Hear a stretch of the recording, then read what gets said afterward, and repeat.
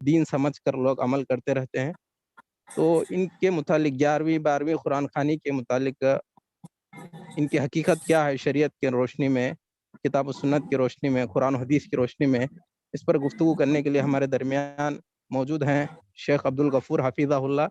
میں بغیر کسی تاخیر کے شیخ محترم کو دعوت دیتا ہوں، وہ آئے 11ویں 12ویں قرآن خوانی اس موضوع پر کتاب شروع کرے۔ فلیتفضل مشکورا و ماجورا و جزاکم اللہ خیرا شیخ عبدالغفور عمری حفیظہ اللہ۔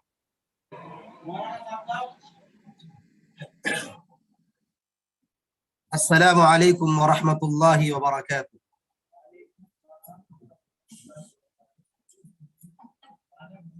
الحمد للہ رب العالمین والصلاة والسلام على اشرف الانبیاء والمرسلین وعلى آلہ واصحابہ اجمعین وعلى من تبعهم بإحسان الى یوم الدین، اما بعد۔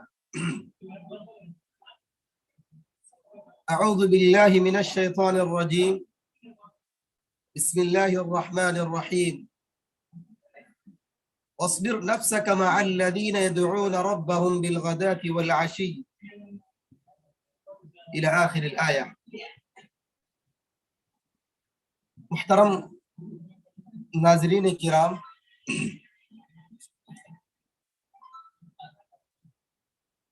اعلانات کے ذریعے جیسا کہ پوسٹر میں بھی جس میں عنوان کی وضاحت کی گئی تھی، جو مہینہ چل رہا ہے، اس مہینے کی مناسبت سے 11ویں شریف کی حقیقت کیا ہے قرآن و حدیث کی روشنی میں، اور جو اس کے مقرر تھے شیخ ہدایت اللہ صاحب عمری حفظہ اللہ، شاید انہیں کوئی اہم کام ہونے کی وجہ سے وہ معذرت کر دیے ہیں، تو ان کی ذمہ داری میرے اوپر سونپی گئی ہے۔ جو انہیں عنوان دیا گیا تھا 11ویں شریف کی حقیقت، لیکن حقیقت تو یہ ہے کہ اس پہ مجھے پوری تیاری نہیں ہے، کیونکہ تیاری کے ساتھ آنا ہے۔ تو شیخ نے بتایا کہ جو جمعہ کا آج میرا بیان ہوا تھا، تو اسی موضوع پہ جو ہے نا زوم میٹنگ میں لوگوں کے سامنے بیان دیجیے۔ تو انشاءاللہ کوشش کروں گا 11ویں شریف کی حقیقت بتانے کے لیے، اس کی وضاحت کیا ہے بدعت و خرافات کے سلسلے میں بھی انشاءاللہ۔ تو جس موضوع پہ میں انشاءاللہ خطاب کروں گا وہ ہے رضا الہی کے اعمال، یعنی ایسے اعمال جن اعمال سے اللہ خوش ہوتا ہو، اللہ راضی ہوتا ہو۔ محترم حضرات، اللہ تعالیٰ نے ہم انسانوں کو اس کی عبادت کے لیے، اس کی بندگی کے لیے پیدا کیا ہے۔ اس کی عبادت کرنا، اس کی بندگی کو بجا لانا، یہ ہر انسان کی ذمہ داری ہے۔ اللہ تعالیٰ نے ہم انسانوں کو پیدا کیا ہے تو اس کی عبادت کے لیے۔ پیدا کرنے کا مقصد بھی اللہ تعالیٰ نے خود وضاحت کیا ہے۔ کہا اللہ رب العالمین نے وَمَا خَلَقْتُ الْجِنَّ وَالْإِنسَ إِلَّا لِيَعْبُدُونَ، کہ میں نے انسانوں کو اور جنات کو صرف محض اپنی عبادت کے لیے پیدا کیا ہے۔ تو اس آیت میں اللہ تعالیٰ نے ہماری زندگی کے مقصد کو اجاگر کیا ہے، واضح کیا ہے کہ ہماری اس دنیا میں آنے کا مقصد کیا ہے، وہ اللہ کی عبادت کرنا، اللہ کی بندگی کو بجا لانا ہے۔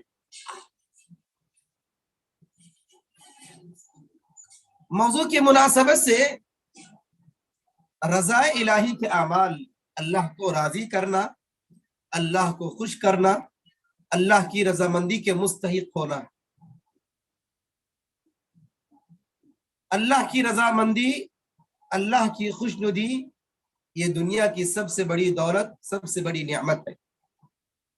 جو انسان اللہ کو راضی کرتا ہے، اللہ کو خوش کرتا ہے، یقین جانیے اسے اللہ کی طرف سے سب سے بڑی دولت مل گئی ہے، اللہ کی سب سے بڑی نعمت اسے حاصل ہو گئی ہے۔ کیونکہ خود اللہ رب العالمین نے قرآن مجید کے اندر بتلایا وَرِضْوَانٌ مِّنَ اللَّهِ أَكْبَرُ ذَلِكَ هُوَ الْفَوْزُ الْعَظِيمُ۔ اللہ کی خوشنودی، اللہ کی رضامندی سب سے بڑی رضامندی ہے، اور اسی رضا الہی کو اللہ تعالیٰ نے کامیابی کا ذریعہ قرار دیا ہے۔ ذَلِكَ هُوَ الْفَوْزُ الْعَظِيمُ، یہی سب سے بڑی کامیابی ہے۔ یعنی اس آیت سے پتہ یہ چلتا ہے کہ اگر ہم ایک کامیاب انسان بننا چاہتے ہیں، اگر ہم کامیابی چاہتے ہیں، تو اللہ تعالیٰ نے کہا کہ مجھے راضی کرو، اللہ نے کہا کہ مجھے خوش کرو۔ اگر تم مجھے خوش کرو گے یا مجھے راضی کرو گے تو گویا کہ تم سب سے بڑی کامیابی میں ہو۔ تو جس انسان کو کامیابی مل جائے تو اسے اور کیا چیز چاہیے؟ اللہ تعالیٰ نے یہاں پر کامیابی کی سرٹیفکیٹ سنا رہا ہے کہ آپ کو انشاءاللہ آپ فوز و پناہ پالیں گے جس نے اللہ کو راضی کر لیا۔ جس نے اللہ کو راضی کر لیا اس پر اللہ کی خاص رحمت ہے، جس نے اللہ کو راضی کر لیا اللہ کی اس پر مغفرت ہے، جس نے اللہ کو راضی کر لیا اللہ کی بنائی ہوئی جنت کا مستحق بنتا ہے، جس نے اللہ کو راضی کر لیا اللہ کی رحمت اس پر نازل ہوتی ہے، اللہ کا فضل اس پر نازل ہوتا ہے۔ تو پتہ چلتا ہے کہ ہماری زندگی کے جو بھی اعمال ہیں، جو بھی ہم اپنی زبان سے نکالتے ہیں یا بولتے ہیں، تو اس سے اللہ خوش ہونا چاہیے۔ یا جو اعمال ہم کرتے ہیں، جو عبادتیں، جو ریاضتیں جو ہم کرتے ہیں، یا جو منتیں یا جو نذر و نیاز ہم چڑھاتے ہیں، تو ایسی اس سے اللہ خوش ہونا چاہیے، اللہ کو خوش کرنے کے اعمال کرنا چاہیے۔ آج انسان کیا کرتا ہے؟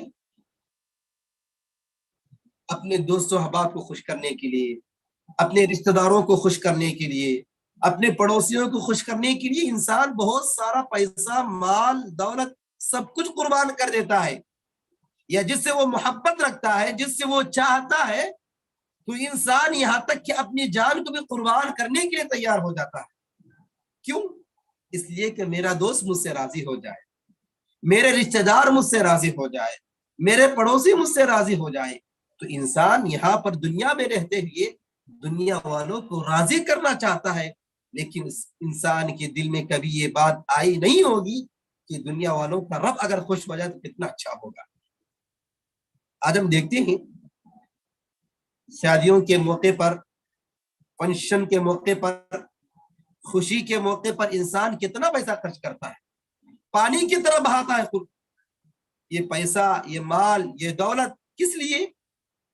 جو رشتہ دار آئیں گے، جو دوست و احباب آئیں گے، جو لوگ آئیں گے، کھائیں گے، پیئیں گے، سب کچھ کریں گے، اور لوگ نام رکھیں گے، ماشاءاللہ فلاں کی شادی میں کتنا اچھا کھانا تھا، کتنا اچھا ولیمہ تھا، کتنا اچھا اس کا نکاح تھا، کہ اتنا سارا پیسہ خرچ کیا گیا، اتنی مال و دولت جو خرچ کی گئی۔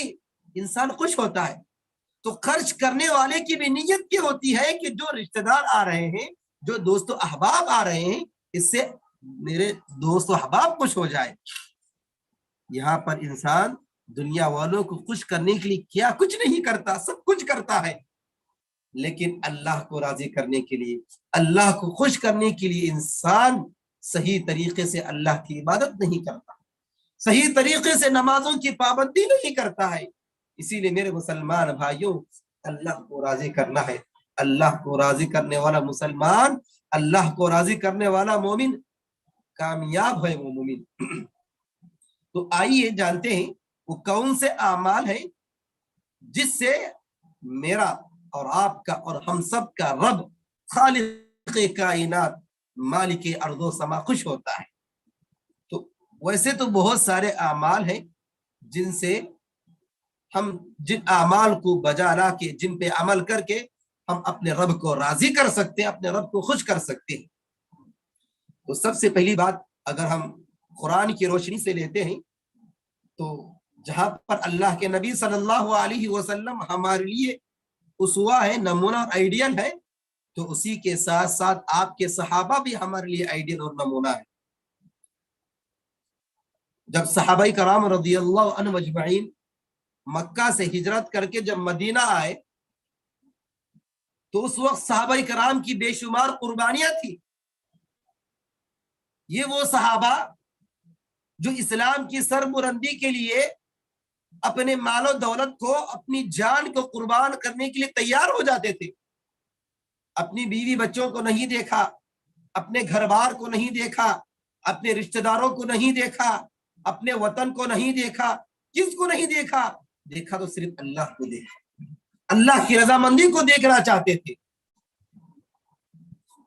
اور انہوں نے کیسی قربانیاں دی. انہی قربانیوں کا نتیجہ ہے جس کے بارے میں اللہ تعالیٰ نے کہا کہ رضی اللہ عنہم ورضوا عنہ، اللہ ان سے راضی ہو گیا اور وہ اللہ سے راضی ہو گئے. اللہ اکبر. اللہ کی رضامندی. اللہ تعالیٰ نے جنت کی سرٹیفکیٹ اللہ تعالیٰ نے دنیا ہی میں صحابہ کرام کو دے دی. کیوں؟ انہوں نے صحابہ کرام نے اسلام کی سربلندی کے لیے، توحید کی سربلندی کے لیے انہوں نے سب کچھ قربان کر دیا تھا. چاہے کتنی بڑی پریشانی آئے، کتنی بڑی مصیبتیں آئے، کچھ بھی آ جائے، لیکن مومن کی نگاہوں کے سامنے، مومن کی آنکھوں کے سامنے بس ایک ہی راستہ ہوتا ہے، ایک ہی فکر ہوتی ہے کہ میں میرا رب مجھ سے خوش ہو جائے، میں اللہ کو خوش کرنے والا بندہ بن جاؤں، اللہ کو راضی کرنے والا بندہ بن جاؤں. اللہ جب خوش ہو جائے تو دنیا والے خوش ہو یا نہ ہو، اس سے کوئی حرج کی بات نہیں، کوئی فرق نہیں پڑے گا، کیونکہ دنیا والوں کا رب خوش ہو رہا. تو صحابہ کرام کی زندگیوں کا مطالعہ کر کے، ان کے بارے میں جان کر، ہم پڑھ کر، سبق حاصل کر کے ہم اپنی زندگی کو بھی ایک خوشگوار زندگی بنا سکتے ہیں اور ہم اللہ کو خوش کر سکتے ہیں. اور اسی طرح اللہ کو راضی کرنے والے اعمال میں سے ایک عمل یہ بھی ہے، وہ ہے والدین کی رضامندی، والدین کو خوش کرنا. میرے مسلمان بھائیوں، اللہ اور اس کے رسول کی مقام و مرتبے کے بعد اگر کسی کا مرتبہ ہے، اگر کسی کا مقام ہے تو وہ ماں باپ کا مقام ہے. ماں باپ کا مقام و مرتبہ کے بارے میں خود اللہ تعالیٰ نے قرآن مجید کے اندر فرمایا وَقَضَى رَبُّكَ أَلَّا تَعْبُدُوا إِلَّا إِيَّاهُ وَبِالْوَالِدَيْنِ إِحْسَانًا، کہ آپ کے رب نے یہ فیصلہ کر لیا ہے کہ اللہ تعبدوا الا ایاہ، کہ تم صرف ایک اللہ کی عبادت کرو، اس کے علاوہ کسی اور کو شریک نہ کرو. وبالوالدین احسانا، اور والدین کے ساتھ احسان کے ساتھ اچھے طریقے سے اپنے ماں باپ کے ساتھ پیش آنا چاہیے. تو جو انسان اپنے ماں باپ کو خوش کرتا ہے، اپنے ماں باپ کی رضا حاصل کرتا ہے، گویا کہ اس نے اللہ کو خوش کیا ہے، اللہ کی رضامندی اسے حاصل ہو گئی ہے. اللہ کے نبی صلی اللہ علیہ وسلم نے فرمایا رضا الرب فی رضا الوالدین، کہ والدین کو خوش کرنا، والدین کی رضامندی میں اللہ کی رضامندی ہے، اور والدین کی ناراضگی میں اللہ کی ناراضگی ہے. تو پتہ چلا اگر ہمارے ماں باپ ہم سے خوش ہیں، اگر ہمارے ماں باپ ہم سے راضی ہیں، گویا کہ اللہ بھی راضی ہے، گویا کہ اللہ بھی خوش ہے. یہ ہے اللہ کو راضی کرنے کے لیے اسلام نے ہمیں کچھ اعمال بتلائے ہیں جن پہ ہم عمل کر کے ہم اپنے رب کو راضی کر سکتے ہیں. تو دوسری چیز کیا ہوئی؟ اپنے ماں باپ کو خوش کرنا چاہیے، اپنے ماں باپ کے ساتھ اچھے طریقے سے پیش آنا چاہیے، اچھا برتاؤ کرنا چاہیے. آج ہمارے ماں باپ کے ساتھ کیسا سلوک ہے؟ آج ہم اپنے ماں باپ کو اپنی ماں باپ کے سامنے گالیاں دیتے ہیں، مارتے ہیں، پیٹتے ہیں، زور زور کی آوازیں کرتے ہیں. ہم ہمارے ماں باپ کے ساتھ آج ہمارا اچھا سلوک نہیں ہے. اسی ماں باپ کے بارے میں اللہ تعالیٰ نے کہا وَلَا تَقُلْ لَهُمَا اُفْ، کہ اپنے ماں باپ کے سامنے اف تک نہ کہو.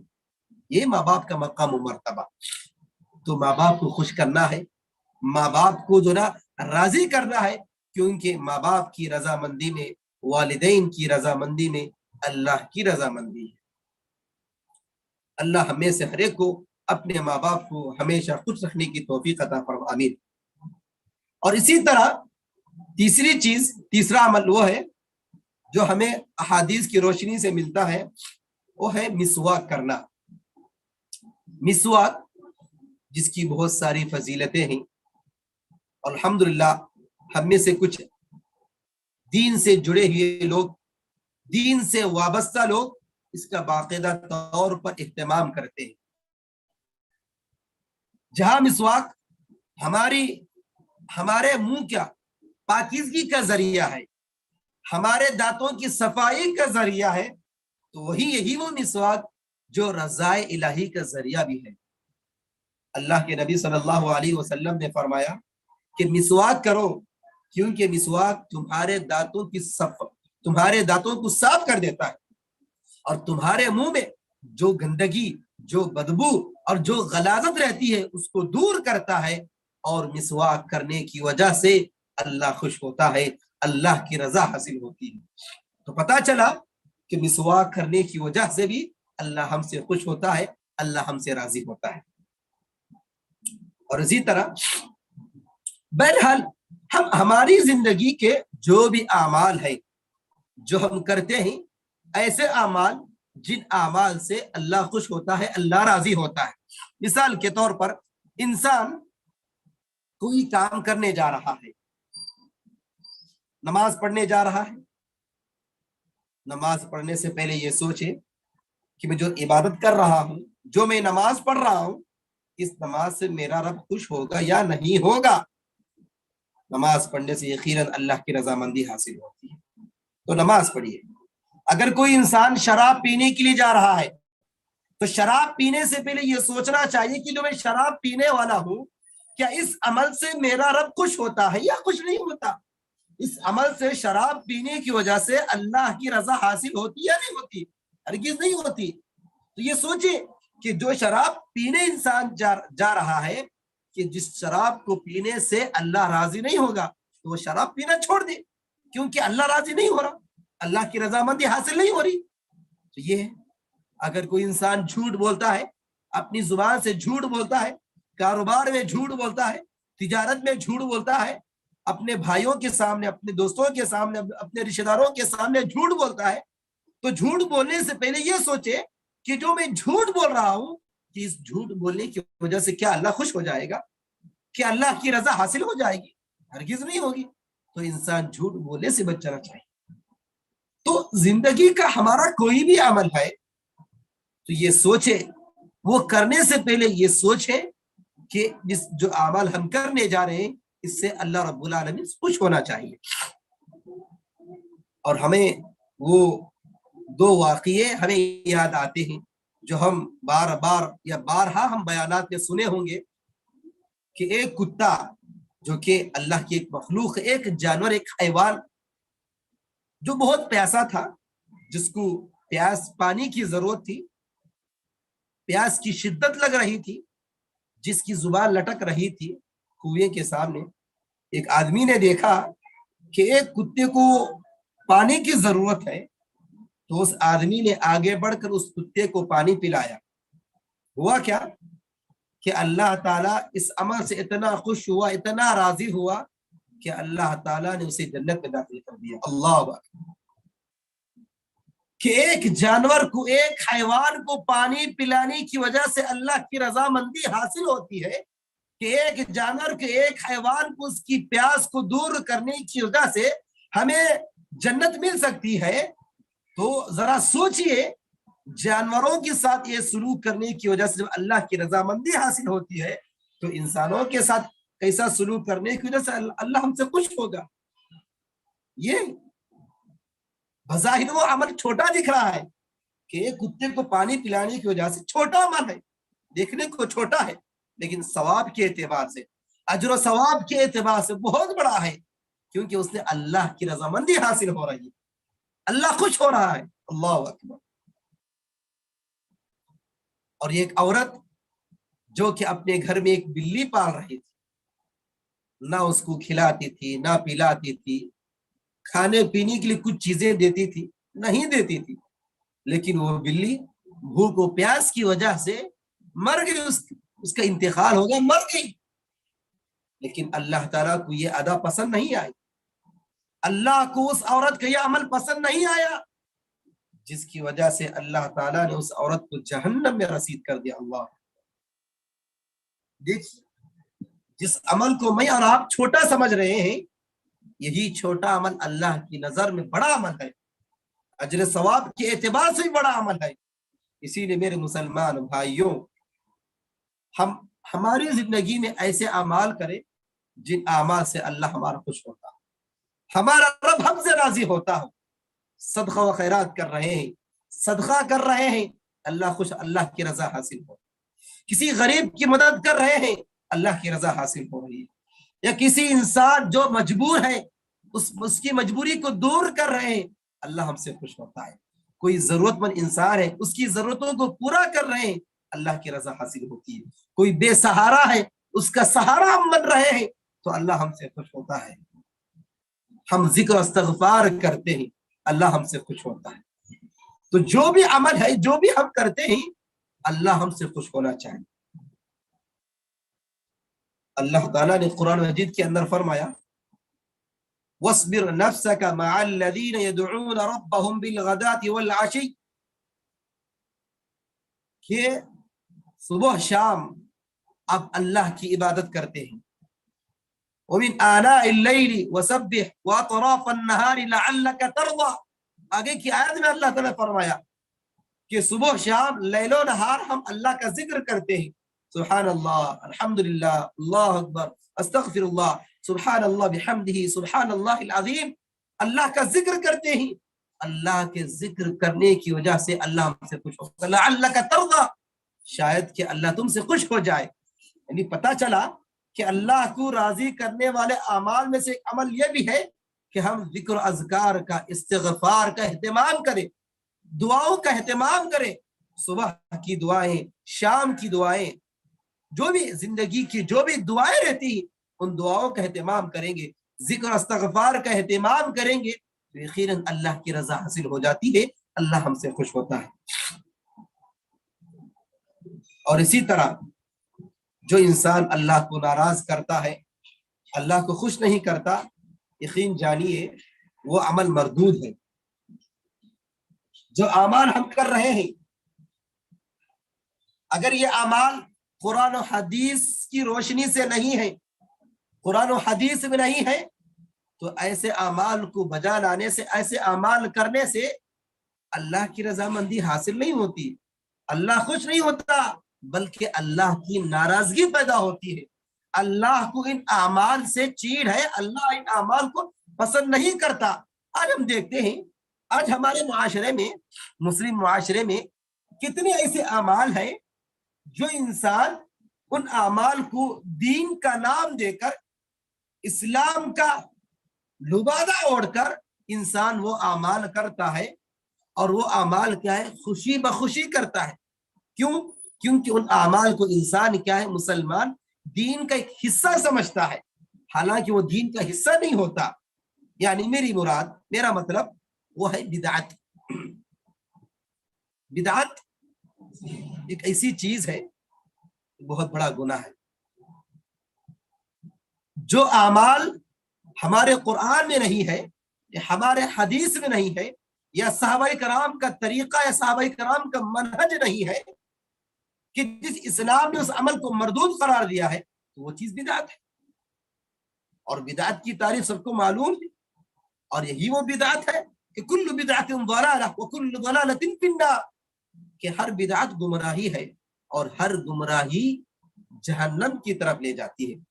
ہم بارہا بیانات جمعہ کی بیانات میں، خطبہ مسنہ میں یہ سنتے ہیں کہ کل بدعت ضلالہ وکل ضلالۃ فی النار، کہ ہر بدعت گمراہی ہے، اور ہر گمراہی انسان کو جہنم کی آگ کی طرف لے جاتا ہے.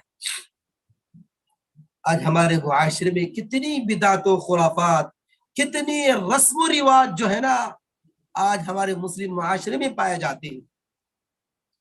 تو انہیں بدعت و خرافات میں سے ایک سب سے بڑی بدعت، سب سے بڑی گمراہی، اللہ کو ناراض کرنے والی، اللہ کو غصہ دلانے والی اگر کوئی چیز ہے تو وہ ہے 11ویں شریف. میرے مسلمان بھائیوں، یہ ربیع الثانی کے 11ویں تاریخ کو آج ہم مسلمان جو کہ دین کا صحیح علم ان کے پاس نہیں ہے، دین کی صحیح معلومات، دین کی صحیح سمجھ ان کے پاس نہیں ہے، وہ ایسے علماء کی پیروی کرتے ہیں جو کہ 1 سال 2 سال 3 سال پڑھے ہیں، جنہیں مفتیان کہا جاتا ہے، یا ایسے لوگوں کے ساتھ ان کا اٹھنا بیٹھنا ہوتا ہے جو 40 دن کی جماعت میں یا 2 مہینے کی یا 1 سال کی جماعت میں جا کر آتے ہیں، اور وہ اپنے آپ کو بڑے مفتی سمجھتے ہیں، بڑے جو نا مولانا سمجھتے ہیں۔ تو ایسے علماء سو جو کہ دین کے نام پر 11ویں شریف کی حقیقت کو دین سے ثابت کرنے کے لیے، قرآن و حدیث کی روشنی سے ثابت کرنے کے لیے وہ بہت ساری محنتیں کرتے ہیں، اور یہ دعوے کے ساتھ کہتے ہیں کہ 11ویں شریف کی حقیقت ہمیں قرآن سے ملتی ہے، حدیث سے ملتی ہے، نعوذ باللہ من ذالک۔ ارے آپ کو دلیل کہاں سے مل گئی کہ 11ویں شریف کی جو نا منانے کے لیے؟ نہ ہمیں قرآن کی کوئی آیت ملتی ہے، نہ ہمیں اللہ کے نبی صلی اللہ علیہ وسلم کا کوئی طریقہ یا کوئی عمل یا کوئی قول ہمیں ملتا ہے، یا آپ کے صحابہ کا بھی کوئی طریقہ ملتا ہے کہ کیا آپ نے 11ویں شریف کیا ہو۔ 11ویں شریف کی حقیقت یہ ہے، شیخ عبد القادر جیلانی رحمت اللہ علیہ، جو کہ اللہ کے ولیوں میں سے ہے، جو کہ ایک نیک انسان ہے، متقی انسان ہے، پرہیزگار انسان ہے، ہمیشہ اللہ کی عبادت میں لگے ہوئے رہتے ہیں، اللہ کی عبادت کرتے ہیں۔ تو شیخ عبد القادر جیلانی رحمت اللہ علیہ، جنہیں غوث اعظم بھی کہا جاتا ہے، دستگیر بھی کہا جاتا ہے، تو ان کے نام پر، ان کی وفات کے نام پر آج ہم مسلمان کیا ہے، اس کے نام پر اس مہینے کی ربیع الثانی کی 11ویں تاریخ کو ان کے نام پر ایصال ثواب کی نیت سے، یعنی ان کو ثواب پہنچانے کی نیت سے کیا کیا ہے، لوگ جو ہے نا کھانے پکاتے ہیں، اچھی قسم کی کھانے پکاتے ہیں، درگاہوں کو سجایا جاتا ہے، درگاہوں کو جو ہے نا لائٹنگ کے ذریعے، قمقمے کے ذریعے جگمگایا جاتا ہے، لوگ درگاہوں کی طرح سیر کرتے ہیں، زیارت کرتے ہیں، کوئی اجمیر شریف جاتا ہے، کوئی جو ہے نا کسی درگاہ کو جاتا ہے، کوئی جو ہے نا عرس کو جاتا ہے، نہ جانے انسان درگاہوں کی چکر میں لگا ہوا ہے۔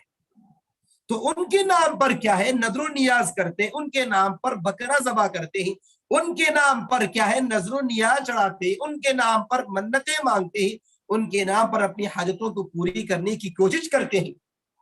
تو 11ویں شریف کی حقیقت ہمیں یہ معلوم ہوتی ہے کہ عبد القادر جیلانی رحمت اللہ علیہ، جو کہ ایک نیک انسان تھے، متقی انسان تھے، جنہوں نے اپنی زندگی میں کہیں بھی یا کسی بھی کتاب میں ہمیں ایک بھی حوالہ نہیں ملتا ہے، اگر صحیح کتابوں کا اگر ہم رخ کریں گے، ان کی کتابوں کا مطالعہ کریں گے، یا ان کے بارے میں اگر ہم جاننے کی کوشش کریں گے، تو عبد القادر جیلانی رحمت اللہ علیہ کہیں بھی کسی کو بھی یہ حکم نہیں دیا کہ میرے مرنے کے بعد، میرے انتقال ہونے کے بعد، میری وفات کے بعد میرے نام پر ایصال ثواب کرو، میرے نام پر 11ویں شریف کرو، میرے نام پر قسم کے کھانے پکواؤ، میرے نام پر غریبوں کو کھانا کھلاؤ، میرے نام پر جو نا درگاہوں میں جا کر نظر و نیاز کرو، میرے نام پر جو نا کوئی جانور یا کوئی بکرا ذبح کرو، میرے نام پر جو نا کوئی چادر اڑاؤ، میرے نام پر کوئی تعویذ ڈالو۔ ایسا عبد القادر جیلانی رحمت اللہ علیہ نے نہیں کہا ہے۔ تو جو لوگ 11ویں شریف کرتے ہیں، یہ گویا کہ عبد القادر جیلانی رحمت اللہ علیہ پر بہت بڑا تہمت لگا رہے ہیں، بہت بڑا بہتان ہے، ان پر جھوٹ بول رہے ہیں۔ اللہ اکبر۔ تو یہ 11ویں شریف کرنا، جو غیر اللہ کے نام پر جو ذبح کیا جاتا ہے، ایصال ثواب کے نام پر جو ہے نا کھانے تقسیم کیے جاتے ہیں، یا قرآن خوانی کی جاتی ہے، ان تمام جو بھی عمل ہے، نہ قرآن سے ثابت ہے، نہ حدیث سے ثابت ہے، اور نہ صحابہ کرام کا ہمیں اس عمل ملتا ہے، کوئی بھی عمل ملتا ہے، نہ کوئی دلیل ملتی ہے، نہ کوئی اس کا ثبوت ہمیں قرآن و حدیث سے، اسلام سے ملتا ہے، لیکن اس کو بعد کے لوگوں نے دین کے نام پر، اسلام کے نام پر بدعت و خرافات کو ایجاد کر لیے۔ اللہ اکبر. آج ہمارے مسلم معاشرے میں بدعت و خرافات بہت زیادہ ہے, شرک بہت زیادہ پھیلتا جا رہا ہے. درگاہوں کی چکر میں لگے ہوئے ہیں, درگاہوں کی زیارت میں لگے ہوئے ہیں. اللہ اکبر. جو انسان مرا ہوا ہے, جس کے اندر کوئی طاقت نہیں ہے سننے کی, بولنے کی, یا کوئی مکھی اس پر بیٹھی ہوئی ہے, اس کو ہٹانے کی اس کی طاقت نہیں ہے, وہ ایک مرا ہوا انسان ہے, وہ مر چکا ہے. ایسے مرے ہوئے انسانوں کے سامنے جا کر ان کو ولی کہہ کر, ان کو متقی کہہ کر, ان کو کوئی بابا کہہ کر, ان کے سامنے جا کر ان کی چکر کرنا, ان کی زیارت کرنا, ان کے گول پھرنا, ان کے نام پر ایصال ثواب کرنا, یہ سراسر بدعت ہے, بدعت ہے, بدعت ہے, گمراہی ہے, گمراہی ہے, گمراہی ہے. انسان کو گمراہی جہنم کی آگ کی طرف لے جاتی ہے. تو اس سے پتہ چلتا ہے کہ جو انسان 11ویں شریف کرتا ہے یا بدعت کرتا ہے, درگاہوں کو جاتا ہے, نظر و نیاز کرتا ہے, غیر اللہ کے نام پر جانور ذبح کرتا ہے, یہ گویا کہ اللہ کو ناراض کرنے والا عمل ہے. اللہ ایسے عمل سے خوش نہیں ہوتا. دلیل کہاں سے ملتی ہے 11ویں شریف کی؟ نہیں ملتی ہے. ایصال ثواب کے لیے اگر ہم مرے ہوئے انسان کو ثواب پہنچانا چاہتے ہیں یا ان کو اجر و ثواب پہنچانا چاہتے ہیں تو اسلام نے اس کا ایک طریقہ بھی بتلایا, اس کا حل بھی بتلایا ہے, اس کا راستہ بھی اسلام نے بتلایا ہے. کیا ہے؟ اللہ کے نبی صلی اللہ علیہ وسلم نے فرمایا اذا مات الانسان انقطع عمله, کہ جب انسان کا انتقال ہو جاتا ہے یا انسان کی وفات ہوتی ہے تو اس کا عمل بھی منقطع ہو جاتا ہے, اس کا عمل بھی کٹ جاتا ہے, یعنی اس کا عمل باقی نہیں رہتا. لیکن 3 ایسے اعمال ہیں جو انسان ان اعمال کو بجا لا کے یا ان پر عمل کر کے اپنے مرحومین کے نام پر ایصال ثواب کر سکتے ہیں, اپنے مرے ہوئے انسان کے نام پر ثواب پہنچا سکتے ہیں. کون سا ہے؟ الا من 3 صدقۃ جاریہ او علم ينتفع به او ولد صالح, کہ ایسا صدقہ جو ہمیشہ باقی رہنے والی ہے, یعنی صدقہ جاریہ, جاری رہنے والا صدقہ. مثال کے طور پر ہمیں ایک مسجد بنا دیے, ایک کوئی مدرسہ بنا دیا, یا کوئی رفاہی جو ہے نا دواخانہ بنا دیے, یا کوئی کہیں پر کنواں کھدوا دیے جس سے لوگ فائدہ اٹھا رہے ہیں, دواخانوں میں جا کر شفا یابی حاصل ہو رہی ہے, لوگوں کو اپنا علاج کروا رہے ہیں, مدرسے میں بچے طلبہ تعلیم حاصل کیا کر رہے ہیں, قرآن پڑھ رہے ہیں, دین کی تعلیم سیکھ رہے ہیں, قال اللہ وقال رسول کی تعلیم سیکھ رہے ہیں.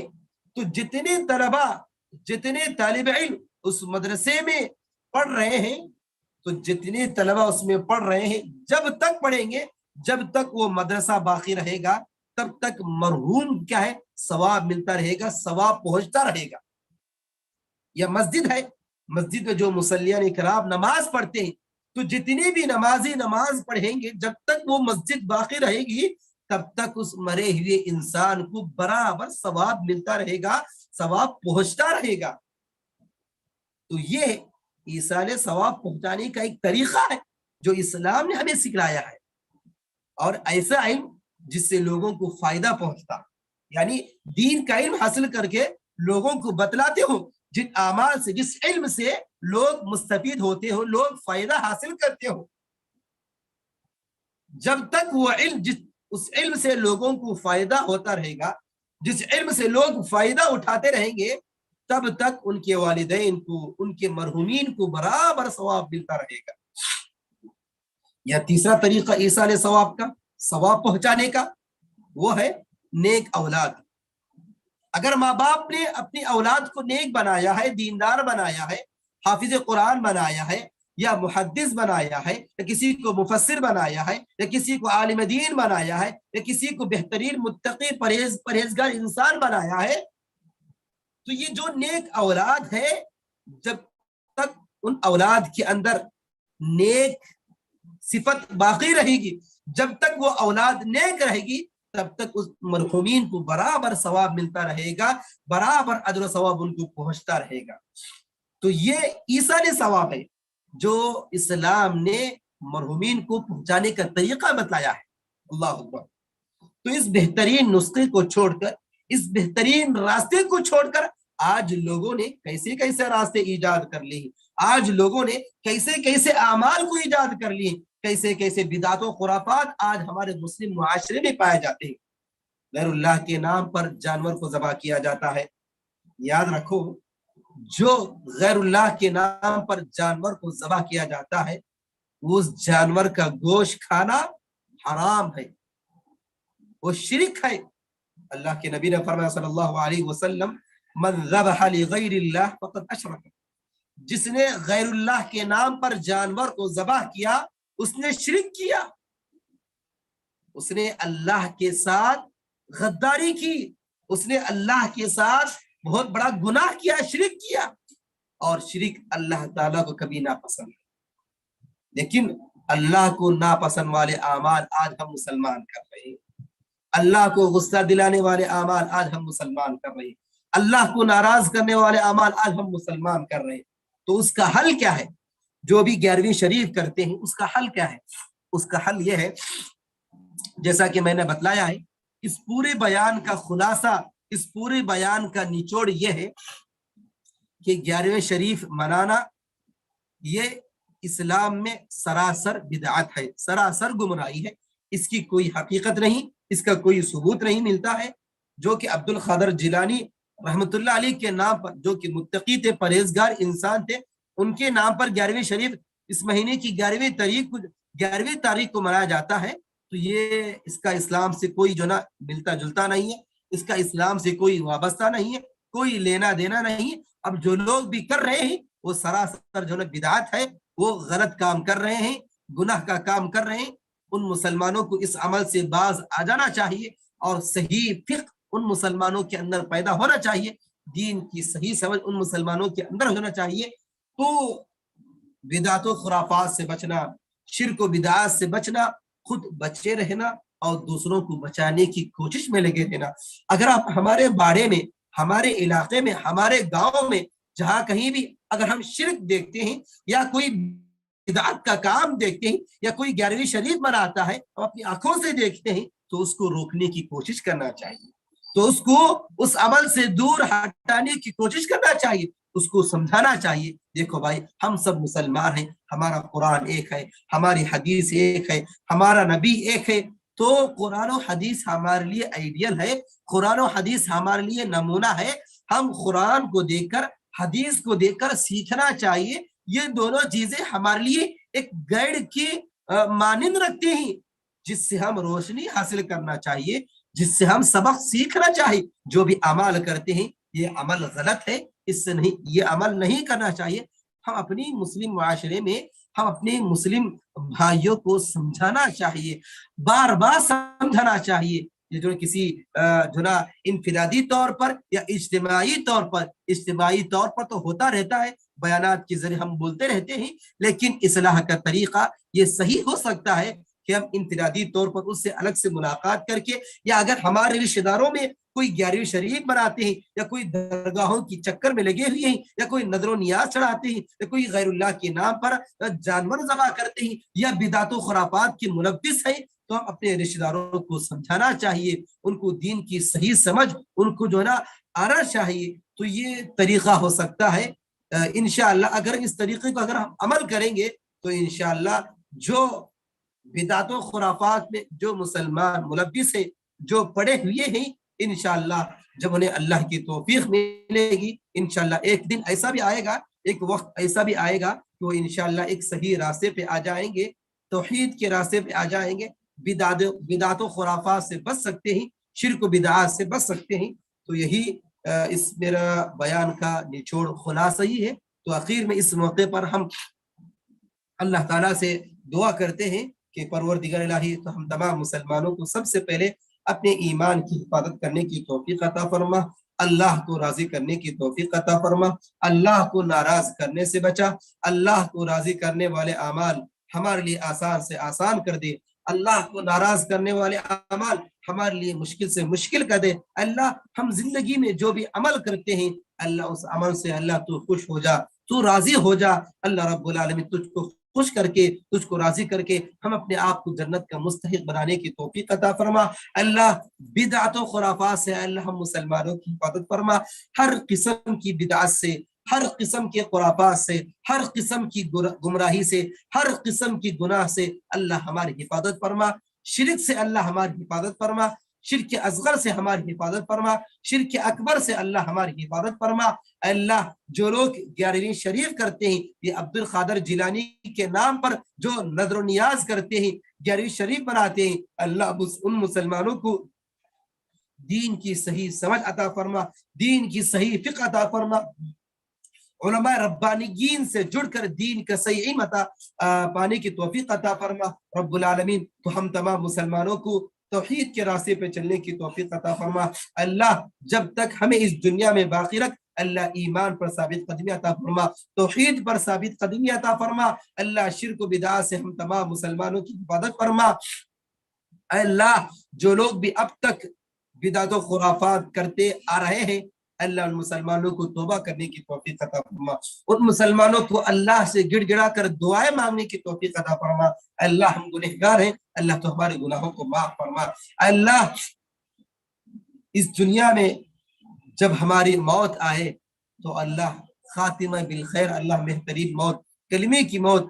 اچھی موت نصیب فرما اللہ جو لوگ اس دنیا سے چلے گئے ہیں اللہ ان کی جو نا عذاب قبر سے ان کی حفاظت فرما اللہ جنت میں ایک اعلیٰ مقام نصیب فرما اللہ جو بھی باتیں ہم سنے ہیں یا سننے والے ہیں اللہ ان تمام باتوں پہ عمل کرنے کی توفیق عطا فرما آمین ثم آمین وآخر دعوانا ان الحمد للہ رب العالمین تو میں اس موقع پر سب سے پہلے اللہ کا شکریہ ادا کرتا ہوں اور ثانیاً میں جو لوگ یہاں پر اس زوم میٹنگ میں آئے ہیں جو الحمدللہ کچھ وقت نکال کر دین کی صحیح باتیں صحیح معلومات سننے کے لیے دین کا علم حاصل کرنے کی جو لوگ بھی یہاں آئے ہیں یقیناً وہ لوگ بڑے خوش نصیب بندے ہیں اللہ کے بڑے خوش نصیب لوگ ہیں جنہوں نے کچھ وقت نکال کر یہ آدھا گھنٹہ یہ 40 منٹ وقت نکال کر انہوں نے جو نا اس بیانات کو سکون اطمینان کے ساتھ سنا ہے لیکن ایک بات یاد رکھیں سننا کمال نہیں ہے ہم تو بیانات سنتے رہتے ہیں مسجدوں میں سنتے ہیں پروگرام میں سنتے ہیں اجتماعات میں ہم سنتے ہیں لیکن سننے کے بعد اور اس پہ عمل کرنا چاہیے یہی مومن کی پہچان ہے مومن کی صفت ہے اللہ ہم سب کو سن کر اس پہ عمل کرنے کی توفیق عطا فرما آمین ثم آمین وآخر دعوانا ان الحمد للہ رب العالمین والسلام علیکم ورحمۃ اللہ وبرکاتہ آمین اللہم آمین وعلیکم السلام ورحمۃ اللہ وبرکاتہ وجزاکم اللہ خیرہ وبارک اللہ فیک نفع اللہ بک الاسلام والمسلمین یہ تھے شیخ عبد الغفور عمری حافظہ اللہ آپ کے سامنے رضائے الہی اور اسی طرح 11ویں کے متعلق شریعت میں اس کی حقیقت کیا ہے اس پر روشنی ڈال رہے تھے اللہ تعالیٰ شیخ کے علم میں عمر میں عمل صالح میں اہل وعیال میں برکتوں سے نوازے مزید اللہ تعالیٰ شیخ محترم سے دینی خدمات دیتا رہے شیخ اگر کیا تو 1-2 سوالات ہیں تو لیں گے بھائیوں سے ٹاپک سے ریلیٹڈ اگر سوالات ہیں تو آپ حضرات جو زوم پر تشریف لائے ہیں ہینڈ ریز کر سکتے ہیں شیخ محترم کا جواب دیں گے ٹاپک سے ریلیٹڈ یا بدعت سے ریلیٹڈ کوئی سوال ہے تو ہینڈ ریز کیجیے ظہیر خان بھی اپنے پاس انمیوٹ کر کے سوال پوچھ سکتے ہیں السلام علیکم تھوڑا بلند آواز سے السلام علیکم ورحمۃ اللہ وبرکاتہ وعلیکم السلام ورحمۃ اللہ وبرکاتہ شیخ میرا اسی ٹاپک سے سوال ہے ابھی ہمارے گاؤں میں ایک چھوٹا مطلب درگاہ ہے مزار ہے اور اسی کے قریب میں ہماری ایک بوا رہتی ہیں تو ہم ان کو سمجھانے کی کوشش بہت کرتے ہیں لیکن وہ ہم پہ ہی الزام لگاتی ہیں کہ تو یہ ہو گیا ہے تو وہ ہو گیا تو دیوبندی ہو گیا ہے تو یہ ہو گیا تیرے ساتھ کون اٹھے گا کون مطلب ہر طریقے سے ہم پہ ہی ظلم کرتی ہیں اور ہم کو ہی غلط ٹھہراتی ہیں تو ان سے کیسے بات کرنا چاہیے کس طریقے سے سمجھائیں کہ وہ مان جائے دیکھو سب سے پہلی بات یہ ہے کہ حق پہ چلنے والی جماعت ہمیشہ کمی ہوتی ہے جو حق والی جماعت رہتی ہے وہ ہمیشہ کمی رہتی ہے اور باطل جو جماعت رہتی ہے ہمیشہ جو نا زیادہ ہی رہتی ہے تو اس کی بہت ساری مثالیں ہمیں جو نا صحابہ کرام کے واقعات سے اور بہت سارے غزوات سے ہمیں ملتے ہیں تو ان کو سمجھانے کا طریقہ یہ ہو سکتا ہے تو اس بہت سارے طریقے ہو سکتے ہیں، تو اس میں سے ایک طریقہ یہ بھی ہے بھائی، تو ہمارا قرآن ایک ہے، ہماری حدیث ایک ہے، ہم سب کا رب ایک ہے، ہم سب کا نبی ایک ہے، تو قرآن و حدیث ہمارے لیے آئیڈیل ہے، نمونہ ہے، اسوہ ہے۔ جو بھی ہم عمل کرتے ہیں تو سب سے پہلے یہ دیکھیں کہ وہ عمل قرآن میں ہے یا نہیں، حدیث میں ہے یا نہیں، کیا اللہ کے نبی صلی اللہ علیہ وسلم نے کیا درگاہ کو جانے کا حکم دیا ہے، یا کبھی اللہ کے نبی صلی اللہ علیہ وسلم نے اپنی زندگی میں جو کوئی درگاہ بنایا ہے، یا صحابہ کرام کا کوئی طریقہ، یا صحابہ کرام نے کسی مزار کو جا کر وہاں پر زیارت کی ہے، یا کوئی نظر و نیاز چڑھایا ہے، تو اس کا جواب نفی میں آئے گا، نیگیٹو میں آئے گا۔ تو اسی کو جو ہے نا فوراً اس کو تھوڑی دیر کے رک جانا چاہیے، تو جو میں باتیں بولا آپ ذرا بولو کیا میری بات غلط ہے یا صحیح ہے، تو وہ بولے گا بالکل صحیح ہے۔ تو پھر یہی طریقہ ہے، اللہ کے نبی صلی اللہ علیہ وسلم نے یہ نہیں کہا کہ آپ جو ہے نا نظر و نیاز کرو، کسی درگاہ کی طرف جاؤ، منتیں جو ہے نا چادر چڑھاؤ، عبد القادر جیلانی کے نام پر جو ہے نا 11ویں شریف کرو، یہ اللہ کے نبی صلی اللہ علیہ وسلم نے نہیں کہا۔ تو اللہ کی اطاعت، اللہ کے رسول کی اطاعت ہمیں کرنا ہے، ہمیں لوگوں کو خوش کرنا نہیں ہے، اللہ کو خوش کرنا ہے، اللہ کی اطاعت ہمیں ضروری ہے۔ کل قیامت کے دن اللہ تعالیٰ یہ نہیں پوچھے گا کہ تو فلاں درگاہ کو گیا تھا یا نہیں گیا تھا، کہ تو فلاں عبد القادر جیلانی کے نام پر 11ویں شریف کیا یا نہیں کیا، نظر و نیاز چڑھایا نہیں چڑھایا، چادر چڑھایا نہیں چڑھا فلاں درگاہ کو جا کر، یا غیر اللہ کے نام پر ذبح کیا یا نہیں کیا۔ اللہ ہم سے یہ سوال نہیں کرے گا۔ سوال کیا کرے گا؟ اللہ ہم سے پوچھے گا کہ میری قرآن تیرے سامنے موجود تھی، کیا تو نے اس پہ عمل کیا؟ میرے نبی کی تعلیمات، میرے نبی کی پیاری حدیثیں تیرے پاس موجود تھی، کیا تو نے اس پر عمل کیا؟ تو اللہ ہم سے یہ سوال کرے گا، تو ہم کل قیامت کے دن اللہ کے سامنے کیا جواب دیں گے؟ یہی بولیں گے کہ ہم فلاں درگاہ کو جاتے تھے، نظر و نیاز کرتے تھے، زیارت کرتے تھے، کھوپرے کی پھٹیاں بھوڑتے تھے، چادر چڑھاتے تھے، یہی جواب دیں گے۔ اللہ اس عمل سے خوش نہیں ہوگا۔ ان تمام کا عمل کیا ہے؟ بدعت و خرافات ہے، اس کا اسلام سے کوئی لینا دینا، کوئی جو بھی اپنے انداز میں سمجھا سکتے ہیں، دلائل کے ذریعے جو نا قرآن حدیث کے ذریعے عقلی دلائل بھی دے سکتے ہیں یا نقلی دلائل بھی دے سکتے ہیں۔ جی میں ان کے مطلب اپنے پھپھا جی کو اور میں اپنے بوا کے لڑکے کو بولا تو میرے باتوں پہ بھروسہ نہیں کر، میں نہیں بولتا تو میری بات مان، تو قرآن اٹھا ایک بار ترجمے کے ساتھ پڑھ اور حدیث کو تو دیکھ، تو کیا بولتا ہے میرے گاؤں میں اتنے سارے عالم ہیں سب غلط ہیں، تو ایک دن کے لیے کوئی چلا گیا تو صحیح ہو گیا۔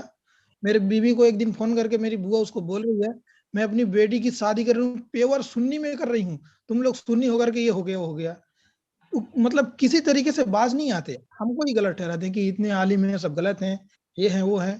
ایسا لگتا ہے وہ کبھی کبھی میرا دماغ خراب ہو جاتا ہے ان لوگوں پر، کیا کروں؟ تو دیکھو، کوئی عالم اگر غلط کام کر رہا ہے تو عالم اگر غلط کام کر رہا ہے تو عالم ہمارے لیے دلیل نہیں ہے، عالم ہمارے لیے نمونہ نہیں ہے۔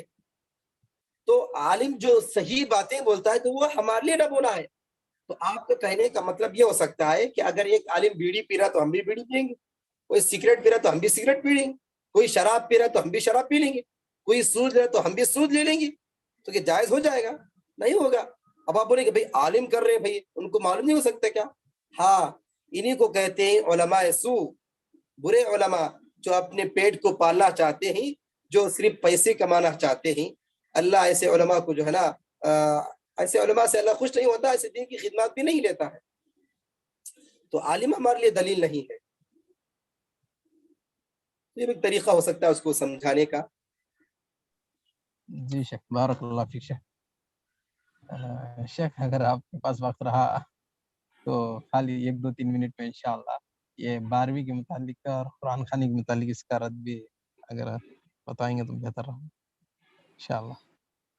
قرآن خوانی، اللہ تعالیٰ نے قرآن جو نازل کیا ہے وہ لوگوں کی ہدایت کے لیے، لوگوں کی رشد و ہدایت کے لیے، لوگوں کی کامیابی کے لیے اللہ تعالیٰ نے قرآن کو نازل کیا ہے۔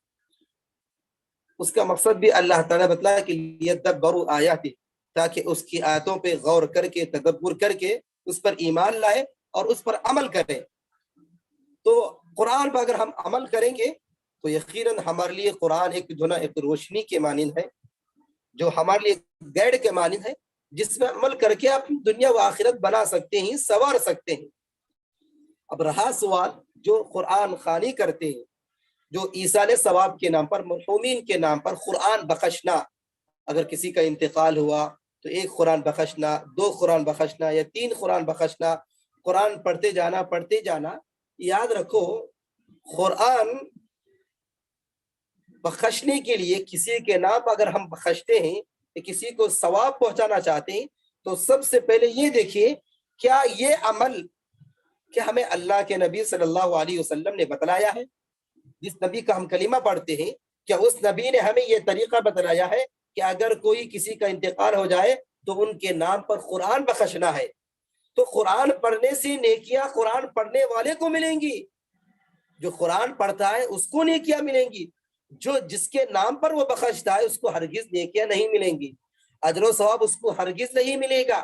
اگر اس کو پہنچانا چاہتے ہیں، ثواب پہنچانا چاہتے ہیں تو قرآن خوانی نہیں پڑھنا چاہیے، بلکہ جیسا کہ میں نے بیان میں ذکر کیا کہ صدقہ کرنا چاہیے، اس کے نام پر کوئی مسجد بنانا چاہیے، اس کے نام پر کوئی مدرسہ بنانا چاہیے، باقاعدہ طور پر کیا ہے، گھروں میں بیٹھ کر بچوں کو، مدرسے کے بچوں کو بلا کر جو نا قرآن پڑھنے لگانا، قرآن بکشنا اور ان کو کھانا کھلانا۔